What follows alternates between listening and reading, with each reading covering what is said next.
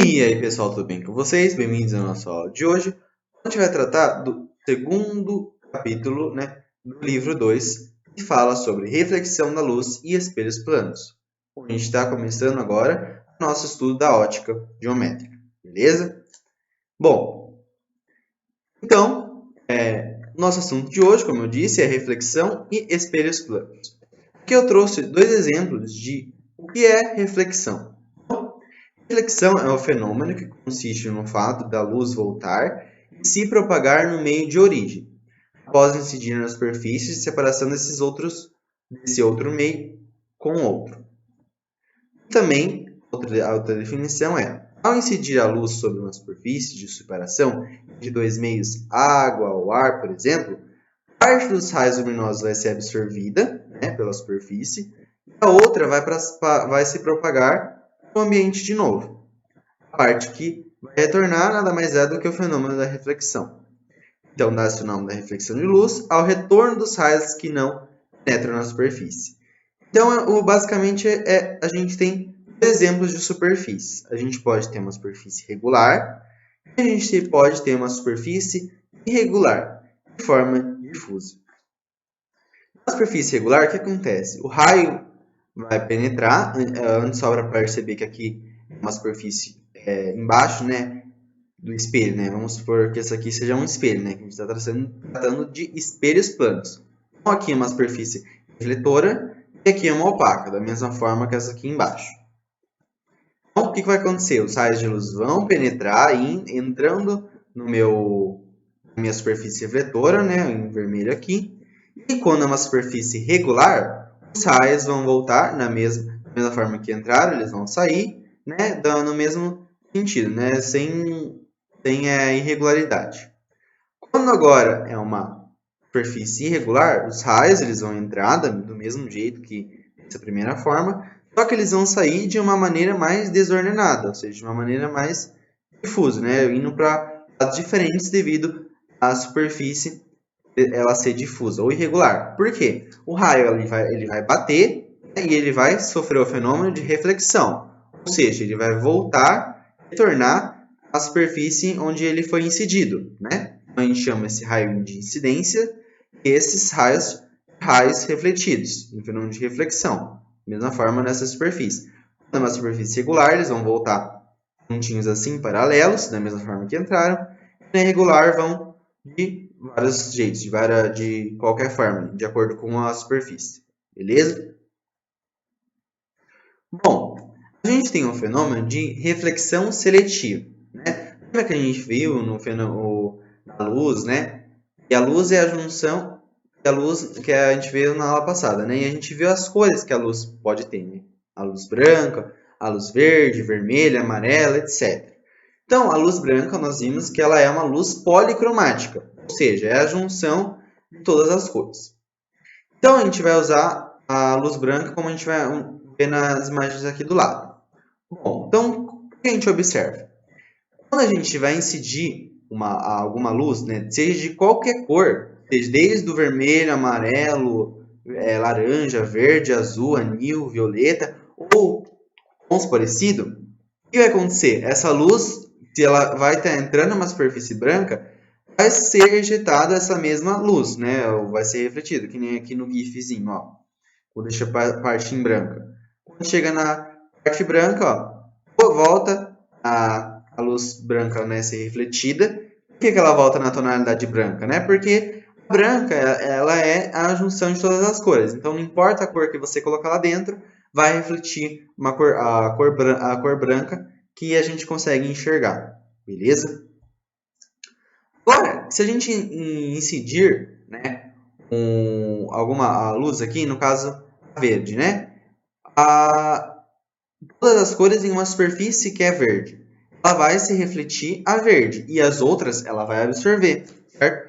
Porque a luz que um objeto emite para a gente é a luz nada mais é do que ele ejeta, ou seja, é aquela que está sendo refletida para nossos olhos. Então, se um objeto de cor verde, é porque as cores elas batem no objeto, todas as outras cores elas são absorvidas e aqui é refletida nada mais é do que a cor verde, entendeu? Então, isso que a luz branca, ela vai refletir todas as cores. Porque a luz branca é a junção de todas as cores, logo ela vai refletir a luz branca mesmo. A gente pode ver no GIF aqui. Então, por fim, se eu tiver uma superfície preta, a superfície preta é o contrário da branca. Ela nada mais é do que a preta é como se fosse ausência de cor, certo? Quando a branca é a junção, a preta é a ausência. E no caso, quando eu vou incidir qualquer luz em uma superfície, ela vai simplesmente absorver todas as cores.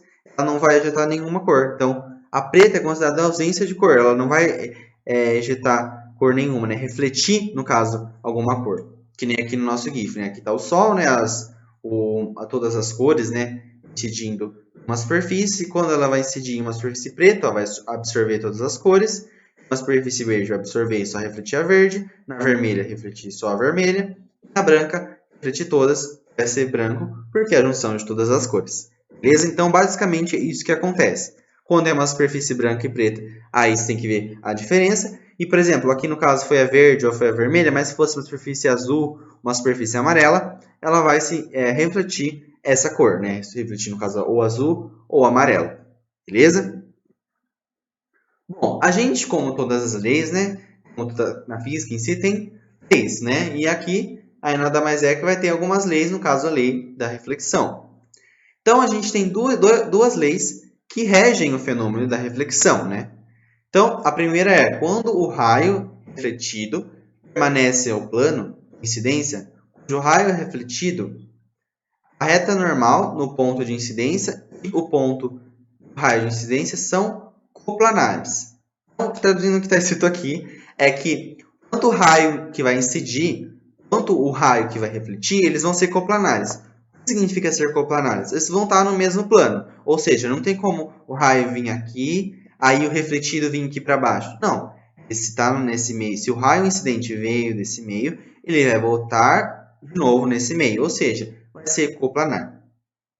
E a segunda lei da reflexão é o ângulo de reflexão é sempre igual ao ângulo de incidência. Então vamos prestar atenção aqui, aqui na imagem que vai ajudar a gente a entender melhor. Então aqui a gente tem um espelho. Uma coisa bem importante quando a gente vai falar de espelho um pouco depois, essas quatro, ou não precisa ser necessariamente quatro, mas rachuras, né? As rachuras aqui embaixo. Porque quando a região, né, que a gente vê um espelho, a gente não vai saber se é a parte de cima ou a parte de baixo. Então essas rachuras vão ajudar a gente saber qual que é a parte de cima e qual é a parte de baixo. Onde tiver essas rachuras aqui, vai ser a parte de baixo. Bom, então vai entrar um raio, né, no meu espelho, aqui está a setinha mostrando. E o que acontece? Esse aqui a gente chama de RI, é o raio incidente. Por que incidente? Porque ele está incidindo sobre a minha superfície, no caso, um espelho. E ele vai sofrer uma reflexão, esse raio vai sofrer uma reflexão. O nome desse raio é o RR, ou seja, é o raio refletido, beleza? E a gente percebe, se a gente fizer aqui, ó, essa aqui a gente chama de uma reta normal. Ela não existe, mas a reta normal é sempre, lembre-se, ela é sempre perpendicular ao plano, ou seja, vai formar 90 graus em relação ao plano. Se o plano tiver assim, se o plano for assim, ela vai estar assim, perpendicular ao plano. Se o plano fosse, por exemplo, o raio RI, né, aqui, o raio de incidência, a minha normal estaria assim, perpendicular. Ela é sempre perpendicular à superfície. Bom, e se a gente for ver, no caso aqui a normal, a gente vai ver que esses ângulos aqui, né, quando dividem a normal, esse izinho chama o ângulo de incidência. Esse R aqui é o ângulo refletido. Então, esses ângulos vão ser iguais, ou seja, o ângulo que vai formar do raio incidente com a normal vai ser igual ao ângulo entre a normal e o raio refletido. Sempre. Essa é uma propriedade muito importante quando a gente vai falar sobre as leis da reflexão, que o ângulo de reflexão sempre vai ser igual ao ângulo de incidência. E elas também vão ser planares, né? Então, tudo no mesmo plano aqui. Então, como a gente viu, o RI, o RR e a normal, né? O RI, RR e a normal são coplanares, como mostra a primeira lei da reflexão. E o ângulo de incidência, meu Izinho, vai ser igual ao meu ângulo de reflexão, meu R. E aqui é só a nomenclatura, né? R é o raio de incidência, RR é raio refletido, o I é o ângulo de incidência e o R é o ângulo de reflexão. Então, basicamente, são essas duas leis simples e vai ser muito úteis, apesar de simples, para a resolução de vários exercícios. Beleza? Bom, então como nessa aula o nosso foco é o espelho plano, vamos falar um pouquinho mais sobre o espelho plano, né? Então, o espelho, basicamente, ele é uma superfície polida e ele pode ter o fenômeno de reflexão quase que 100% e capaz de refletir regularmente a luz. Bom, aqui está a representação de um espelho, como vocês podem ver, esse é o lado da frente e esse é o lado de trás. Como eu vou saber isso? Devido às rachuras, né? As rachuras vão ser sempre do lado atrás do espelho, né? Assim, do jeito que está aqui, demonstrar que essa é a parte de trás do espelho. Essa é a face de luz incidente e aqui é a face posterior, onde ela não vai ser espelhada, né? Aquela face opaca. Vocês podem ver virar um espelho, só a parte da frente, que ela é aquela parte quando a gente consegue ver refletido, né? Quando vai incidir o raio de luz e vai ser refletido ao mesmo tempo. Beleza? Aqui, né, só tem duas outras imagens, que é um espelho plano, né? O raio está incidindo, refletindo. Aqui é uma pessoa observando esse ponto, né? Só que aqui a gente vê essa imagem desse ponto aqui através do espelho. Então, ela está vendo o espelho essa imagem. Mas a gente vai ver isso um pouquinho mais para frente, nos próximos slides, vocês vão entender melhor. Bom, então como que acontece a formação de imagens do nosso espelho plano? Bom, então aqui está uma mulher, né, uma pessoinha imaginária, e a gente tem um corpo pontual. Um corpo pontual pode ser qualquer coisa. Vamos supor um objeto, certo? O objeto vai estar aqui. E vamos supor, se esse aqui é o nosso espelho. Então, a mulher está aqui, olhando para esse espelho, e através do espelho ela quer ver esse corpo pontual aqui em cima. Então, o que vai acontecer? Aqui a gente tem um objeto, ó, vou mostrar para vocês. Então, o que vai acontecer? Se a gente tem um objeto, ele está aqui, ó, vamos supor esse o laser, né? Ele vai estar aqui, certo? Ela quer ver esse laser, só que atrás do espelho, né? Não atrás do espelho, a gente fala pela ponto de reflexão. Então, o que vai acontecer? Esse objeto, o raio dele vai vir no espelho, vai ser refletido no mesmo ângulo. Tá vendo que esse ângulo aqui é praticamente igual a esse ângulo aqui. Então, a imagem ela vai ser projetada aqui. O legal, uma propriedade muito importante, que a distância do meu objeto, a distância do meu objeto até o espelho é igual à distância do meu espelho até a minha imagem.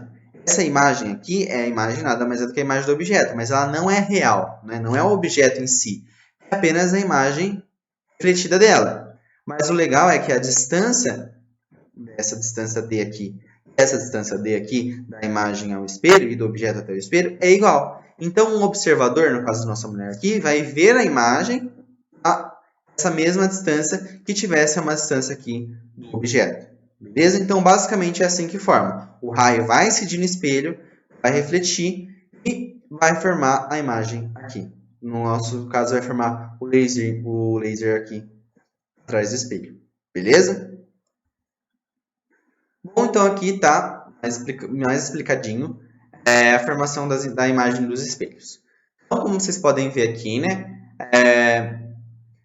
Um ponto objeto luminoso, ó, no caso esse ponto aqui, diante de um espelho, né? O espelho nosso é esse aqui, envia a luz de todas as direções. Então, vai espalhar a luz de todas as direções do meu ponto, certo? A luz ela vai incidir no espelho, vai ser refletida, né? Vai incidir e vai ser refletida. Perfeito? E aqui vai estar o nosso observador, né? No caso, só mostra um olhinho, né? Note que os olhos do observador são atingidos pelos raios de luz refletidos do espelho. Então, esses raios de luz aqui refletidos do espelho vão atingir o olho do observador, o que determina uma imagem Izinho. Então, essa Izinho aqui é a imagem do meu objeto aqui. Ó.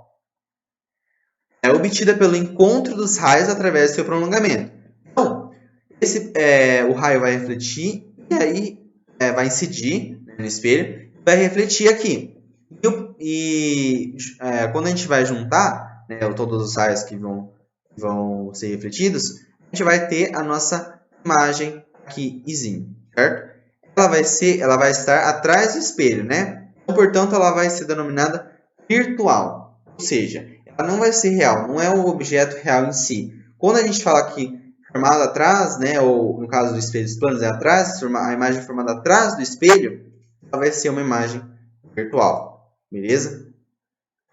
Aqui embaixo está uma coisa muito importante, até coloquei aqueles pontinhos, né, de importante, que a imagem de um espelho plano conjura em um objeto real é sempre simétrica ao objeto, ou seja, está às mesmas distâncias, né? Esse P é igual a esse P' aqui, em relação ao plano de espelho.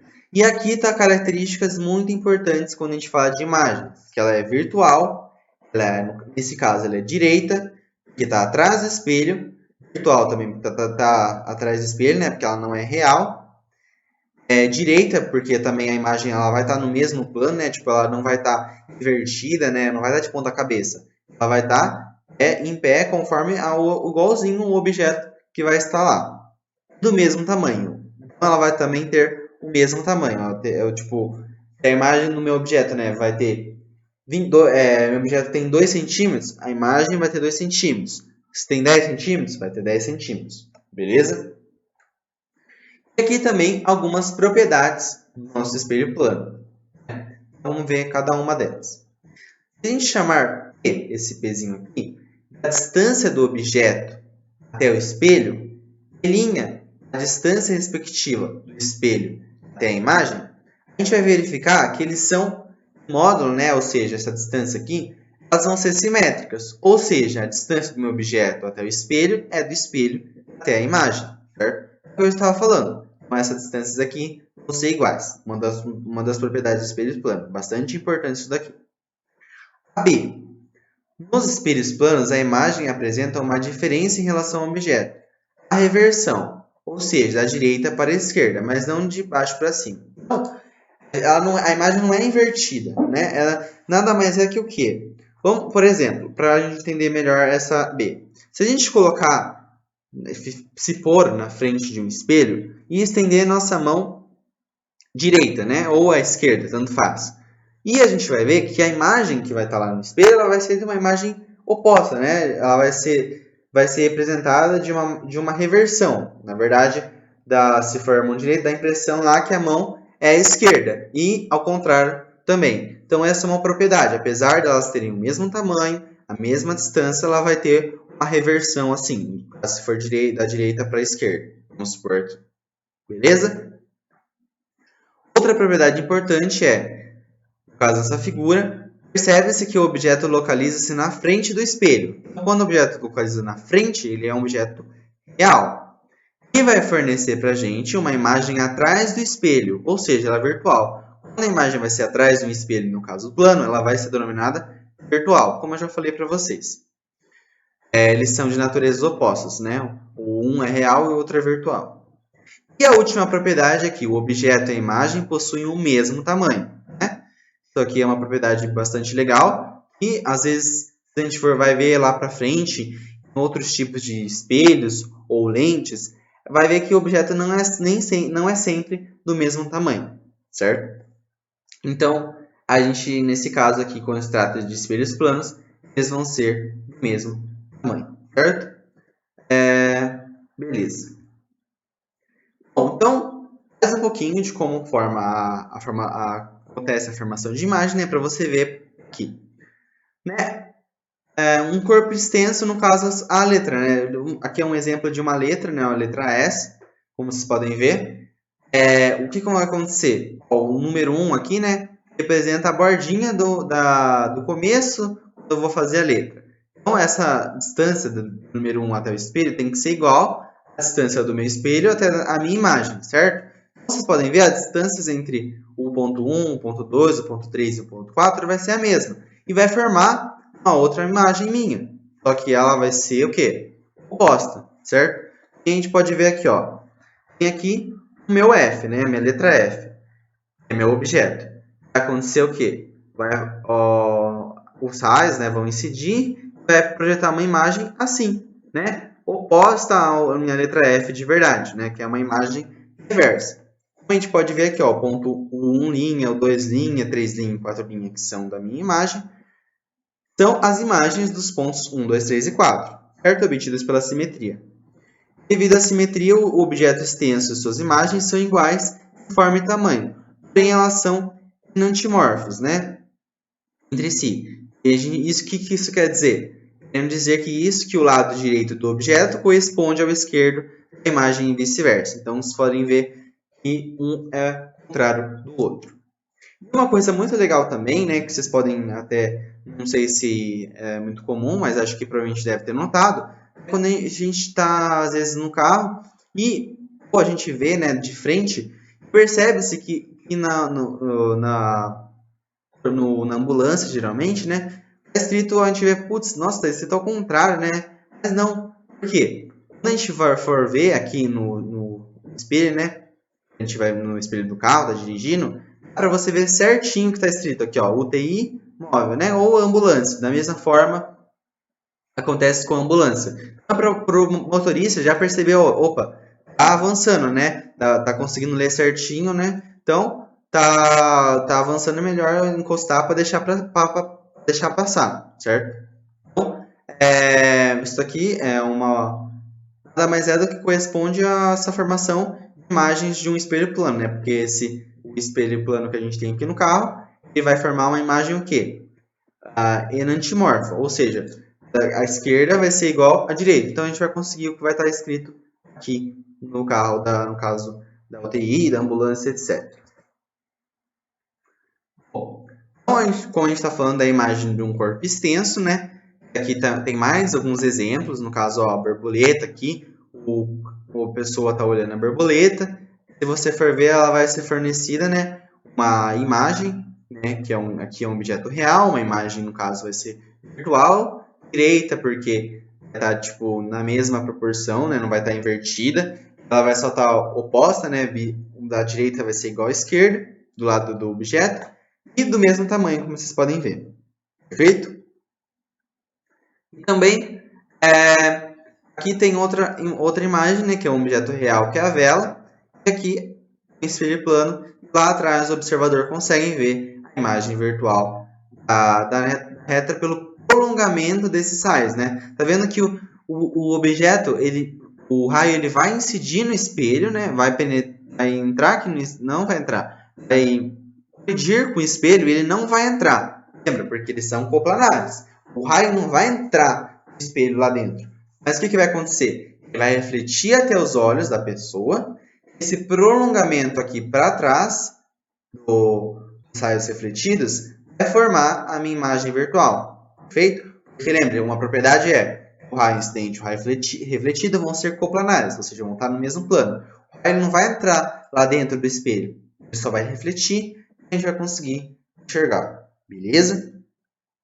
Aqui as características, como eu já falei, de novo, né? Virtual, direita, igual no caso a distância, né? A distância da imagem, né? Que é a distância do objeto até o espelho, daí a distância do espelho até a imagem, né? Vão ser simétricas e, no caso aqui, opostos, né? Ou antimorfo. Beleza? Então, basicamente, é isso que ocorre na formação de um corpo extenso. E vai ser muito útil e muitos exercícios cobram isso. Beleza? Bom, agora que a gente estava falando do campo visual, né? Às vezes a gente vê, fica se deparando com um espelho, a gente não vai enxergar teoricamente tudo, né? A gente percebe que ele se limita a uma região dependendo do local onde a gente vai tá vendo, né, a imagem que o espelho vai refletir para a gente. Bom, então o campo visual do espelho em relação ao observador é, por definição, a região onde pode ser visualizada por esse observador através da reflexão de luz do espelho em questão. Então, geometricamente, para determinar o campo visual, basta tomar o ponto O. Então, aqui está o nosso observador e aqui está o nosso ponto O, beleza? E o ponto O' que vai ser simétrico a esse ponto O. Vocês podem ver, ele vai estar na mesma distância. A gente vai uni-los, né, nas extremidades. O que está acontecendo? Ó? o ponto, os raios, né? Esses raios que estão incidindo aqui, né? O campo visual através do espelho, a luz que vai estar chegando, vai ser refletido para o olho do nosso observador, né? Então, o que vai acontecer? Eles vão ser refletidos, vai formar um pontinho aqui em comum, que é o nosso O, e pelo prolongamento desses raios, também vai formar esse ponto O' aqui atrás, beleza? Vão unir as extremidades no plano EP, né? Esse plano EP que é o nosso espelho, né? Essa configuração é justificada pelo prolongamento da simetria e pela necessidade de os pontos de campo visual emitirem luz para incidirem em EP, após a reflexão incidida em O. Então, aqui está uma definição um pouco mais simples, né? Que chama-se de campo de um espelho plano para determinado observador, a região, né, do espaço pode ser contemplada para ele pela reflexão da luz no espelho, ou seja, a região que ele vai conseguir ver, o campo visual desse meu observador. Então, aqui um exemplo bem prático por exemplo, a gente tem aqui um espelho, né? Aqui está a parte de trás do espelho, e aqui a gente tem esses pontos. Meu observador vai olhar o espelho, né? E a gente vai ter que ver quais esses pontos esse observador O aqui vai conseguir ver. Ele vai conseguir ver o 1, o 2, o 3, o 4 ou o 5. Então, seguindo esse exemplo aqui, o que a gente vai fazer?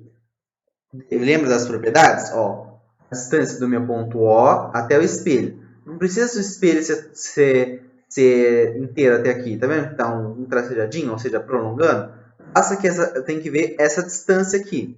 Então, essa distância até essa distância, a gente acha um O', né? Que é como se esse observador estivesse aqui atrás do espelho, mas olhando de frente.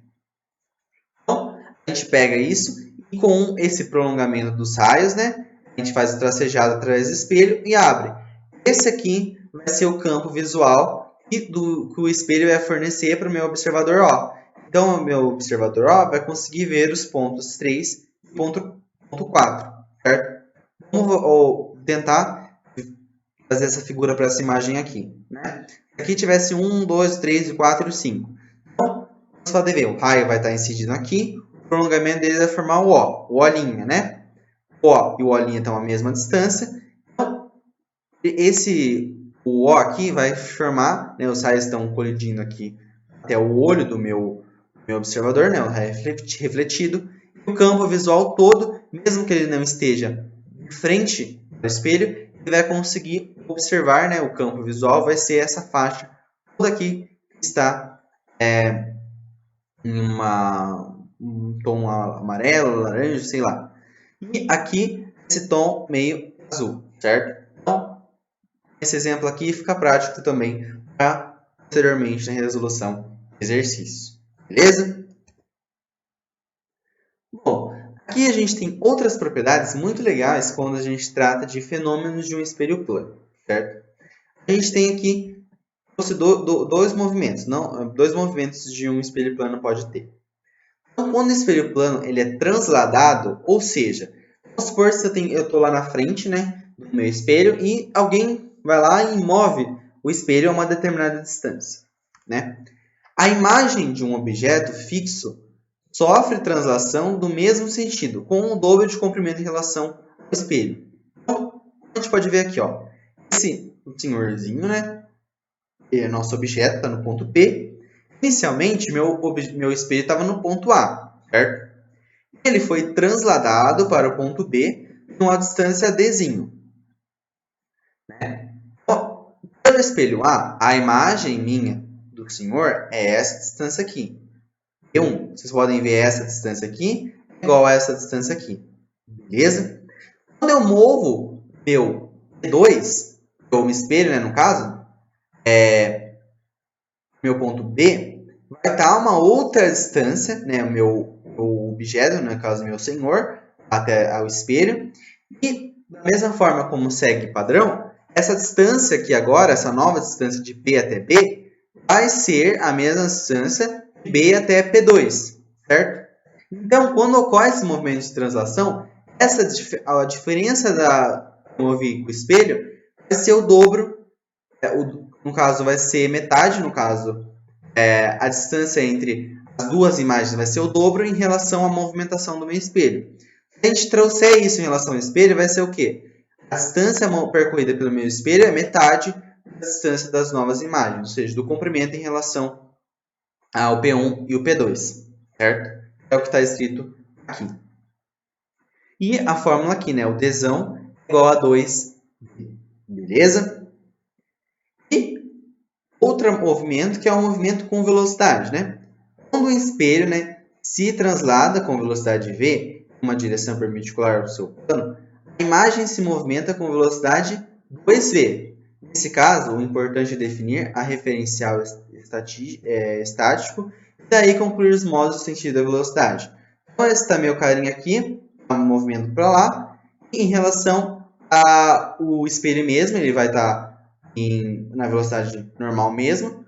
Porém, se a gente pegar esse carinha aqui, né, o objeto como referencial, ele vai estar se movimentando com uma velocidade 2v. Isso é interessante quando a gente observa, por exemplo, às vezes, nas ruas, né, aqueles prédios que tem aqueles, às vezes, os espelhos na frente, ou passa através das vitrines, a gente vê o carro, ele está passando, a distância, se ele está movimentando para perto ou para longe, se tiver como referencial o objeto carro, né, ele vai estar se movimentando com o dobro da velocidade que a gente vai conseguir enxergar no espelho. Então, da mesma forma que esse movimento acontece com o movimento de translação, o movimento de velocidade também vai acontecer a mesma coisa. O que é importante é o referencial. Se a gente considerar o referencial, o espelho, está se movimentando com a mesma velocidade. A gente vai conseguir ver os dois, né, tanto indo com velocidade para cá, tanto para cá. Só que se a gente considerar em relação ao menino e ver lá o que está acontecendo, no caso o objeto, a imagem vai ser 2v, beleza? Então a fórmula também vai ser v igual a 2v aqui, beleza? Isso vale para movimento de translação com movimento com velocidade. Bom, outra coisa quando a gente está em relação a espelhos planos é o movimento de rotação. Então, quando a gente tem aqui um espelho, né, EP, ele vai rotacionar. No caso, o sentido aqui é horário, né? Vamos supor aqui que ele esteja paralela à minha superfície aqui. Ele rotacionou um determinado ângulo alfa, certo? Agora presta bastante atenção. Então, quando um espelho plano sofre uma rotação de um ângulo alfa, né, em torno de um eixo normal, ou seja, não saiu desse eixo O aqui, ele somente rotacionou, né? Em torno de um eixo normal, plano, de incidência de um raio de luz proveniente de uma fonte faixa, o raio refletido correspondente sofre uma rotação no mesmo sentido, em um ângulo equivalente ao dobro de A. Então, explicando o que está escrito ali, vamos ver. O raio meu R1 está incidindo aqui, certo? Pelas propriedades, pelas leis, a gente viu que o R, esse ângulo aqui, é igual a esse ângulo aqui. Então, raio de incidência igual ao ângulo refletido. Para esse ângulo aqui, esse espelho aqui, EP. Quando a gente vai considerar agora esse ângulo aqui embaixo, o EP', né, o novo espelho, formando um ângulo diferente, vai ter o mesmo raio incidindo nele. Agora, tira esse espelho aqui, vai ter esse raio incidindo. E do mesmo em relação à normal, agora a nossa normal é essa normal aqui, lembra? Eu falei, a normal é sempre perpendicular ao nosso plano. Então, como o novo plano é esse aqui, vai ser perpendicular a esse plano. Então, o ângulo de incidência vai ser igual ao ângulo refletido. Como que a gente pode ver isso aqui, ó? Vendo esse ângulo aqui, ó, vamos ver aqui, seguindo aqui.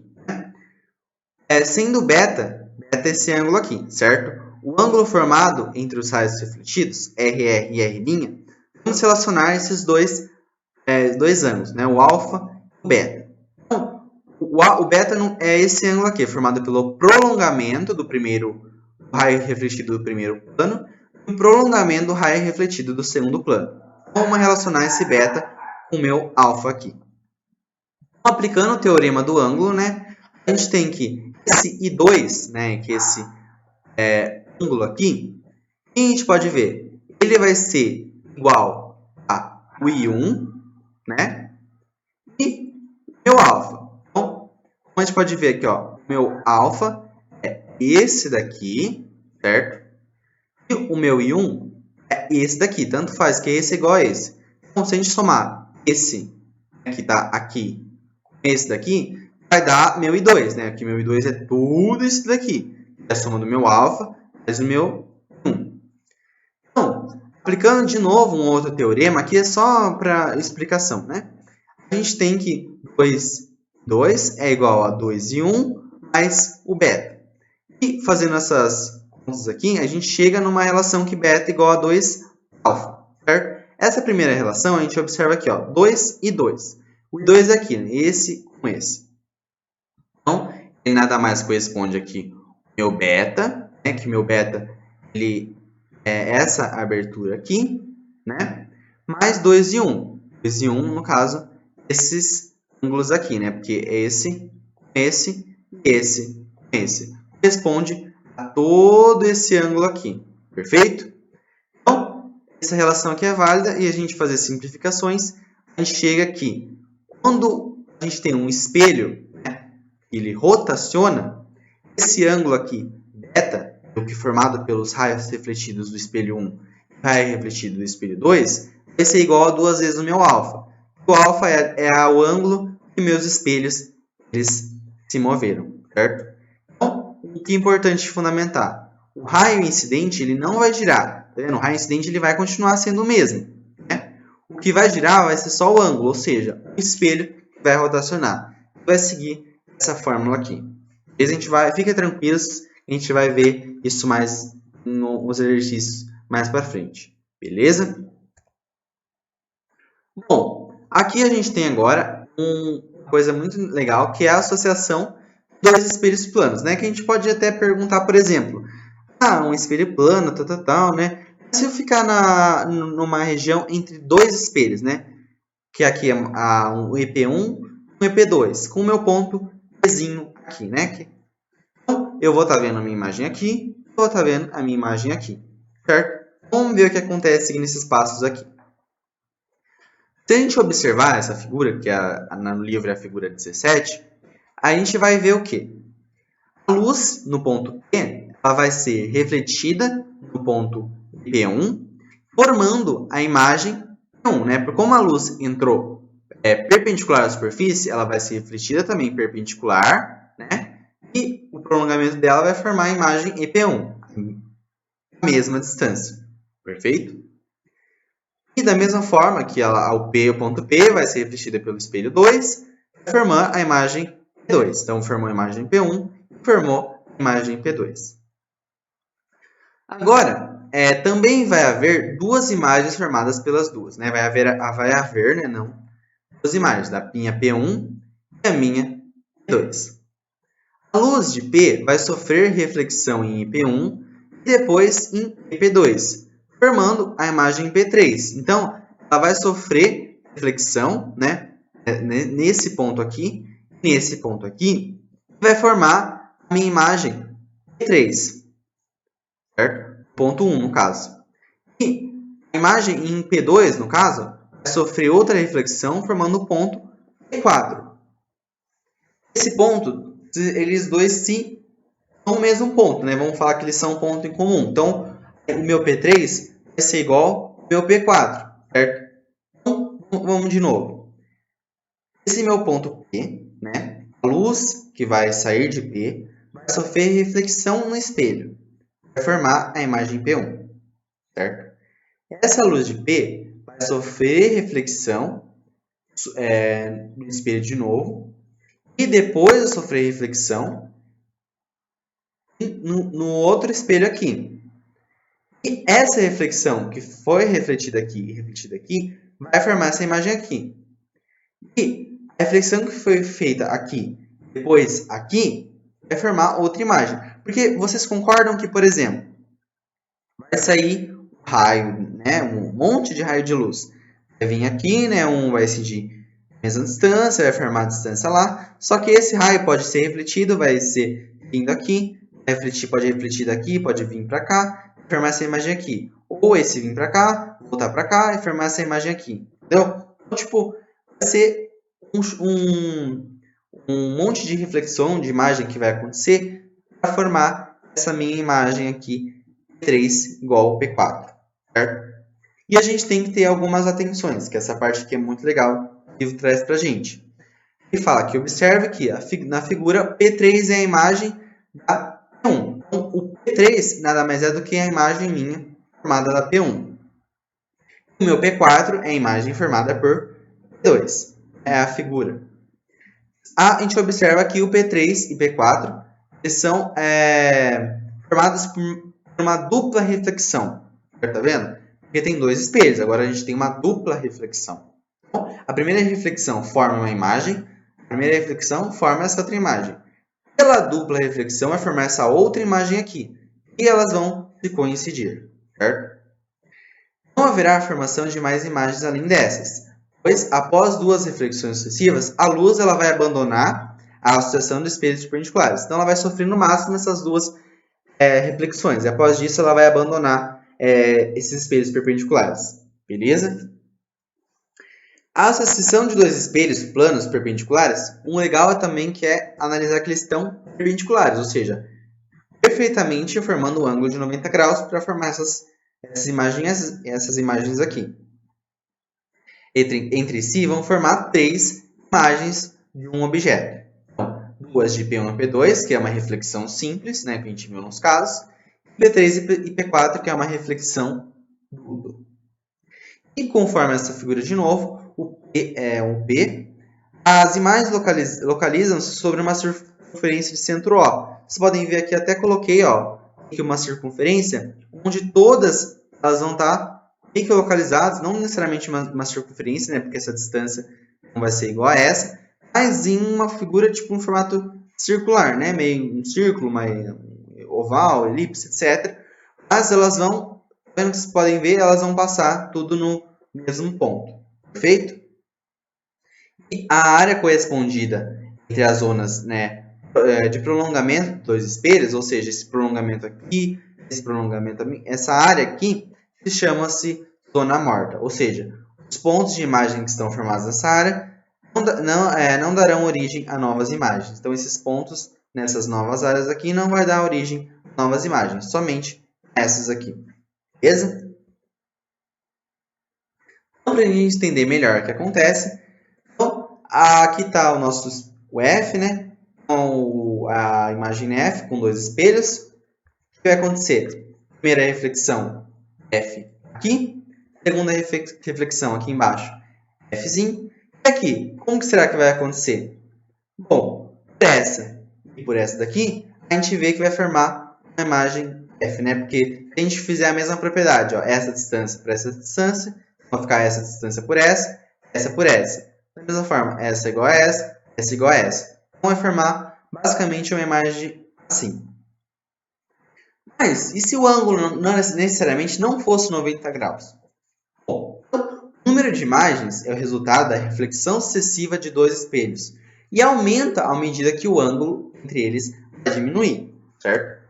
Então, ele vai depender desse ângulo alfa, que na verdade é esse ângulo alfa que vai estar representado aqui na nossa figura. E vai reger por essa fórmula aqui. Então, o número de imagens vai ser igual a 360. Por que 360? Como a gente pode ver, ele se trata de uma circunferência, certo? A circunferência tem 360 graus. Se a gente levar em consideração esse ângulo aqui, né, esse é o ângulo formado entre os espelhos, ou seja, esse ângulo que vai estar aqui. Não necessariamente pode ser 90, pode ser 80, pode ser qualquer ângulo que vai formar a imagem. E a gente tem que tirar um. Por que a gente tem que tirar um? Esse um nada mais é do que corresponde ao nosso objeto mesmo. O nosso objeto não vai ser uma imagem. Vai ser o nosso objeto original. A gente quer saber o número de imagens. Bom, aqui está mostrando, né, o nosso bonequinho aqui. Podem ver a primeira imagem dele, a outra imagem dele. Aqui, uma imagem, né, nesse lado, outra que se vão ver que se ele for mais para cá, vai ver do outro lado. E a gente pode ver, chamar a atenção. Se a imagem é formada por um número ímpar, ou seja, o ângulo lá dentro, né, se eu colocar nas contas lá e o n der um número ímpar, ela será anantimorfa, ou seja, não vai formar imagens inteiras, né? Como vocês podem ver aqui, ó, o ângulo provavelmente aqui, quando a gente fez a divisão lá, deu um número de imagens não inteiros. Não inteiros não par, né? Vai formar um número de imagens ímpar. E aí, for ver, ó, tá metade do objeto aqui, outra metade aqui, então não está formando necessariamente a imagem inteira. Porém, se o número for par de reflexões, ela vai ser igual ao objeto. Então, de um modo geral, quando dois espelhos planos formam um ângulo alfa entre suas faces vetoras, o número n, né, que é o número de imagens, de objeto C vai dar para essa forma que a gente viu, né? 360 graus dividido pelo alfa, que também vai ser dado em graus, menos 1. Essa fórmula ela vai ser válida para alfa divisor por 360. Então, essa parte aqui, ó, 360 dividido por A, for um número par, a fórmula vai ser válida para qualquer posição do objeto. Então, o objeto pode estar aqui, ele vai, se o ângulo aqui for, essa divisão der um número par, o objeto pode estar aqui, que vai formar a imagem inteira. O objeto pode estar aqui, pode estar aqui, pode estar aqui. Tanto qualquer lugar do meu espelho vai ver imagens inteiras. Porém, se essa minha divisão formar um número ímpar, a fórmula só é válida quando o objeto estiver equidistante de dois espelhos. Ou seja, não vai valer mais a qualquer posição. Ele tem que estar exatamente a distância desse espelho até esse, e a distância desse espelho daqui até esse. Ou seja, o objeto vai ter que estar equivalente ou equidistante, ou seja, distâncias iguais entre dois espelhos, para que essa fórmula vai ser válida, né? Para a gente conseguir enxergar o número de imagens, né, de objetos de verdade, de inteiros, né, no caso. E uma observação muito importante é se a gente colocar um objeto entre dois espelhos, né, um na frente e um outro atrás. Então, se um objeto está localizado entre duas faces refletoras, dois espelhos planos e paralelos, haverá a formação de infinitas imagens, né? Pois aí a luz sofrer, só que essas imagens vão ser limitadas, né? A luz vai sofrer infinitas e sucessivas reflexões entre os espelhos, mas a gente não vai conseguir enxergar todas as imagens, infinitas imagens, porque, né, até onde a gente vai ter visibilidade, porque a partir de onde a gente não vai ter visibilidade, a gente não vai conseguir mais ver a imagem, né?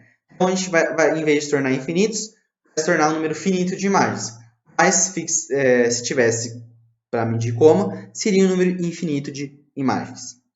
E devido à perda de intensidade da luz, que é o que eu falei, luminosa e diminuição do ângulo visual. Então, aqui está vendo um exemplo da bola, né? Ela está proposta entre o meio, né? No caso, entre dois espelhos. Então, não dá para ver, mas tem um espelho atrás dela. A gente vai ver infinitas imagens da bola, até chegar a um ponto a gente não conseguir ver mais, onde a visibilidade ou intensidade luminosa vai ser muito pequena. Mas lembrando que vai ter infinitas imagens formadas. Beleza? Bom, pessoal, essa foi a nossa aula de hoje. Espero que vocês tenham gostado. Qualquer dúvida pode me chamar. Até mais.